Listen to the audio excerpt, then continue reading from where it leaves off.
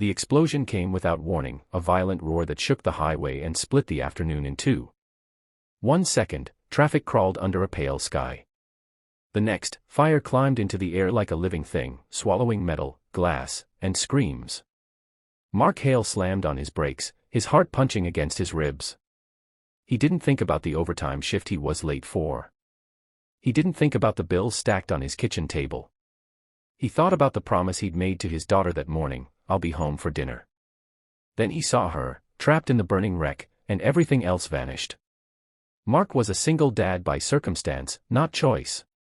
3 years earlier, cancer had taken his wife in a quiet hospital room, leaving him with a 6-year-old daughter named Lily and a life that felt permanently off balance.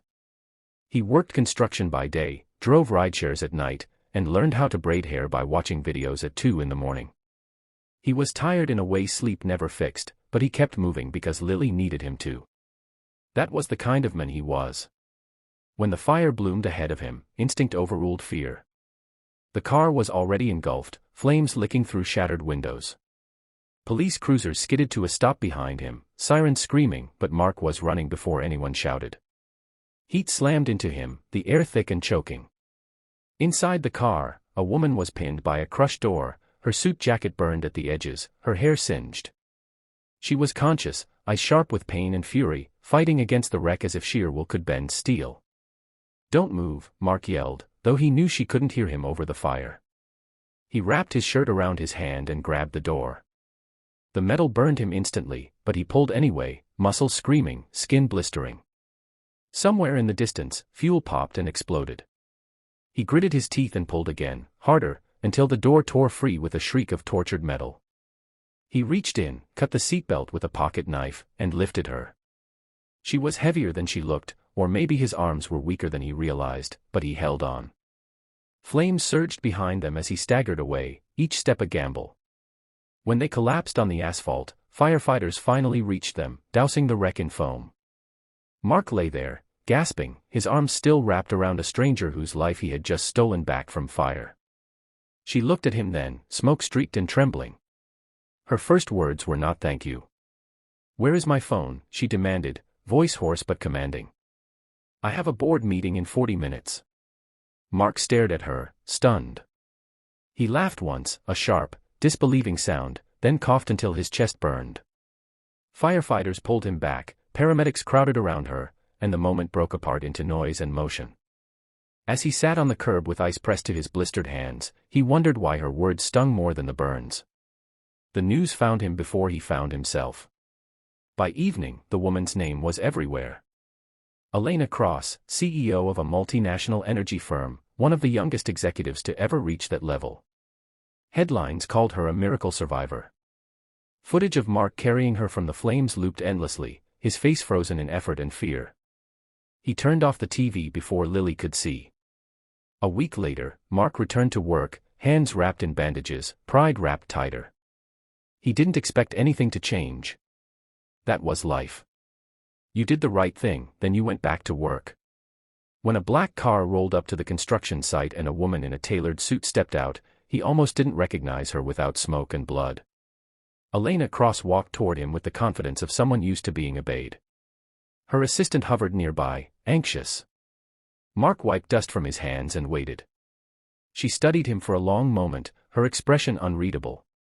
"You saved my life," she said finally. "And I never said what I should have." Mark shrugged. "You were busy." She flinched, just slightly. "I want to make it right." He shook his head. "I didn't do it for a reward." "That's not what I mean," she said. "I want to understand why you ran toward a fire." The question caught him off guard. He thought of Lily, of promises and ordinary courage. "Because someone was in there," he said. "That's all." Elena nodded slowly, as if filing that answer away.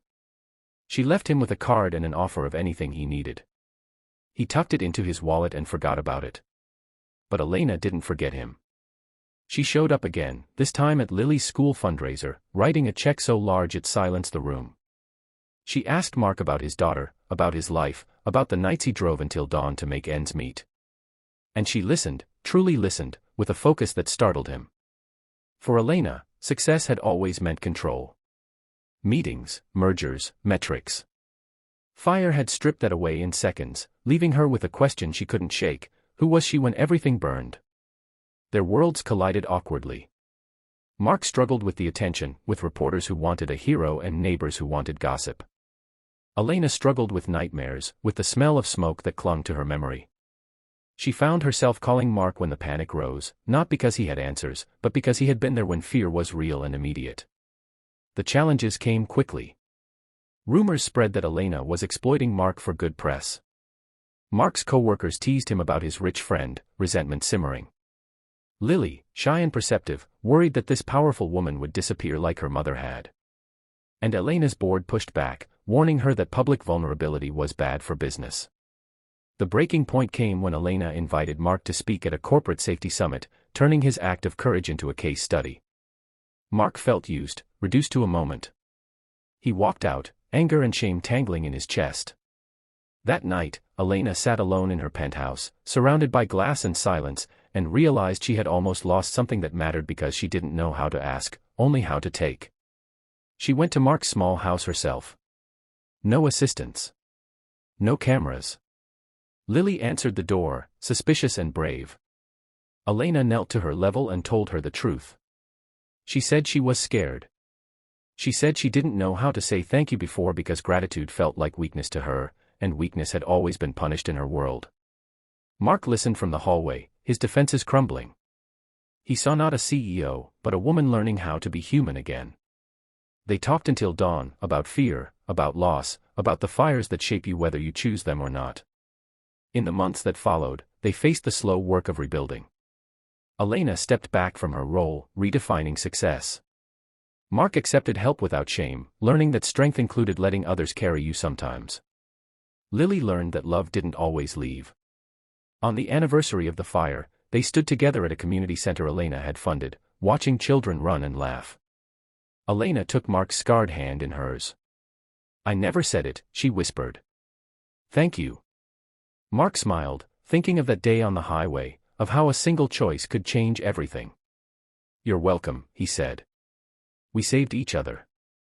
And in that moment, the fire that had once destroyed became the light that showed them who they could be.